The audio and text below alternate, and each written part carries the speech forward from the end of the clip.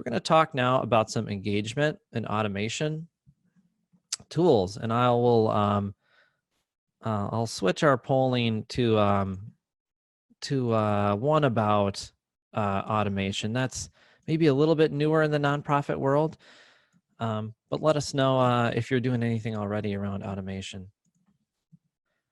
So basically, the idea of automation is to automate certain engagement tasks. So you can stay highly engaged with either your donors or your prospective donors, stay engaged with the people receiving your services and let them know about things that are coming up. And then it's a way to really work a lot more contacts, whether it's for donations or volunteers or anything. It's to be able to work with a lot of contacts and really spread your message farther out. And in some ways, it can be like having another employee. And as you look at automation platforms, the really, really good ones that are quite expensive, that's almost how they're priced, almost like you have to think of it as another employee. You know, this tool is doing a ton of work that normally you might have to pay an actual employee to do. So that's where that pricing on some of the higher ones kind of comes into play. Looks like we do have some people using automation. That's great. So why? Of course, well, computers can do a lot more. We talked about that. You can reach out to more people, but a big thing too, it frees your focus up a lot. So you shouldn't really focus, hopefully, on mundane tasks. You know, you should focus your humans on the tasks that the humans do best, and let computers do these mundane things. The first one I'm going to talk about is actually quite popular. We found with a lot of nonprofits, so you've probably heard of it, but that's MailChimp. MailChimp at its heart, of course, is all about email, and it does have some basic automation built into it. And it is very, very easy to learn, especially if you look at a lot of other tools that focus more heavily on automation. This one's pretty easy, and the cost is very reasonable, and it's quite reliable. And when we're talking about engagement tools and automation tools, the reliability is about the email delivery. Of course, if you have a tool that lets you do amazing email templates and everything looks beautiful, but their delivery rate is terrible and it's being blocked by spam filters or other problems, then it doesn't really do you a whole lot of good. So for sure, before you settle and invest on any kind of tool that's going to send email for you, look into what are people saying about deliverability rates. And of course, you need to also help that too by staying on the right side of all the laws, the canned spam laws, and all those kinds of things. So the simple automation that MailChimp has is kind of around triggering. So you can add tags to contacts, and that can have that contact be added to other lists or removed from lists, or other things can happen. And you can have certain behaviors, and you can have the most common one I see with MailChimp is sort of when people abandon a task. So if you have an online store, online giving system, online volunteer form, or anything where people can start down that path of maybe donating and then they abandon it, for some reason they don't finish, you can use something like MailChimp to send a reminder. Hey, don't forget to finish your donation. Don't forget to finish your volunteer application or whatever. So that's a great way to use MailChimp in sort of an automated way. And MailChimp can be integrated with third-party applications as well. And that's very common since MailChimp is very popular. Things like WordPress or WooCommerce or a lot of donation platforms all will have the ability for you to plug in your MailChimp information and use MailChimp in your whole workflow for whatever you're doing. So as sort of an email platform, it has all the basic things. It has campaigns. You can create campaigns and group messages and contacts into these groups of campaigns and manage them and see stats on your campaigns. And you can create your own unique templates, branded templates for different purposes. You could have donor templates, templates for volunteers, templates for people who are signing up maybe for something to use one of your services. So you can, and there's a sort of a template store too with a lot of free templates and things. It has very good list management too. List management is very important in these types of platforms. You want to make sure that you can easily manage your lists, put people off and on, and see the status of them. And then it does have some pretty good reporting built in. We're actually going to show some even better reporting tools later to help you with reporting around your email and your content and promotion and campaigns and other things. So look for that later. But basic reporting is pretty good in MailChimp and has everything that you should need. So for the cost for MailChimp, like I said, it's fairly inexpensive. It does have a free version, which actually a lot of people start with. The free version, it's pretty limited, especially when it comes into the automation type features. So most people are using either Essential or Standard. So keep in mind for nonprofits, if you submit your paperwork and get all approved through MailChimp, there is a 15% discount, which I believe is on all plans, except obviously the free one, which costs nothing. But most of these plans you'll get a 15% discount, which is quite nice.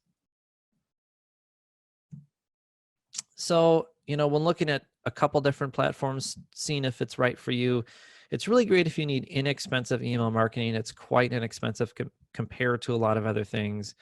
And if you're just getting started and you kind of want to dip your toe in automation, you're not sure if you really have the need yet. Maybe you do have a little bit of excess capacity with your team, but you want to, see how you can make improvements. And if you don't want a really big learning curve, MailChimp is pretty straightforward when you get in there, broken up into those easy sections I showed before, lists, campaigns, templates. So most nonprofits can get up and running pretty quickly with this tool. So one that's similar in some ways to MailChimp, but goes way far beyond that, is a tool called HubSpot. This is one that is, it's getting some traction in the nonprofit world. Unfortunately, right now, there's no specific discount, but there's a lot of pressure on them to do that. So hopefully they will. They do offer a lot of education and tools, though, for nonprofits for free. So HubSpot is sort of a complete solution for a lot of things. It will do your email marketing. It can act as your content management platform, like your CRM. It can run your blog. It can actually run your entire website if you want it to. You can build a website in this tool. It's highly, highly expandable, and it has phenomenal automation tools. So the automation in HubSpot is really nice. And they do have a free version too you can start with that's totally free. That's pretty limited. So it has a complete CRM and sales management tool. It has a website and CMS platform with actually a quite good content editor, one of the best ones for these types of tools. Has extensive email and automation stuff. You can create very robust campaigns with complicated workflows that do a lot of things automatically for you. And you can actually use it to manage a lot of documents and track the usage of them. Say, you have a list of your top donors and you kind of distribute a yearly magazine or email or something to them. Or you can track all that and store those documents in HubSpot and see who opens it and make sure you're engaging your donors. So the main component of HubSpot when you log in is a dashboard, which you can totally customize, and you can kind of see the performance of your website, if you're using it on your website, your blog, how many contacts you're adding. You can classify the contacts into different groups. You could have donors or different things like that. It's got a highly customizable dashboard, like I said, where you can just drag things around and see what's important to you and save them as custom dashboards too. Maybe you have, you have a development director and they're going to be looking at the contact donor list and stuff. You can have a dashboard for them where they can see, how is it working, reaching out to donors and stuff. And the content management, like I said, is very robust. There's sections to manage your email content, your social content, your website content, to store your files and your templates, and all that kind of stuff. The contacts management is great. There's a lot of ways to capture contacts. So you can capture contacts through forms. HubSpot has a great form building tool in there, which hooks into all the other tools, of course. So if you're building a landing page, you can easily build the page, create the form, drag and drop the form on the page. And then if someone fills out the form, then they can be dropped into some type of automation process too. So these tools all kind of work together. They have pop-ups too and things that can slide in on your website. They call those lead flows, and those are another way to capture contacts. And then the big part that is really attractive is the engagement automation, sort of automating things. So the automation tool is very simple, although it can be very powerful. And you basically get a built-in set of building blocks. So The automation works by basically a trigger that will take a contact and enroll them in whatever this workflow is, this automation. And then you could build different steps. So for instance, if someone signs up for your um, to download your end of year performance, document that kind of shows your impact and what you're doing, that could be a potential donor then. So if they download that, you could take their contact and add them to a list to trickle out once a month an email about all the good things you're doing. And then when your capital campaign kicks off, you could send an email to that group about that. And then depending upon what links they click in the email, maybe they click a link that's about learning more about, where their dollars go. That could add them to a list, to be called or mailed something. So there's a lot of powerful building blocks in this. And this is a really great way to make sure you're continually engaging the contacts in the right way, the right contacts in the right way. So for pricing, like I said, there is a free version. It's fairly limited. The pricing structure is similar to most of these larger tools like Salesforce or other things. Salesforce is another tool that is making a much bigger move into automation now, and they actually do have a free version, I believe, for nonprofits, similar to this, kind of limited. So as you see, the pricing can get quite expensive, and that's where that comes in, is almost thinking about it like another employee. So if you're going to use an automation tool at this level that is fairly expensive, just make sure that you really have everything you need to really take advantage, right? So when thinking about, is something like HubSpot right for you, you really do need enough web traffic to justify the cost. Obviously, if you're working 50 contacts versus 5,000, this tool is a lot less valuable if you have small amount of traffic, small amount of contacts. The more you have, the more valuable this tool becomes. And quality content and things to offer people for them to engage with, whether it's downloading a workbook or downloading a toolkit or downloading other information.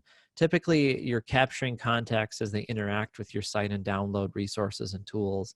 So having that content is very important for this to be worthwhile for you.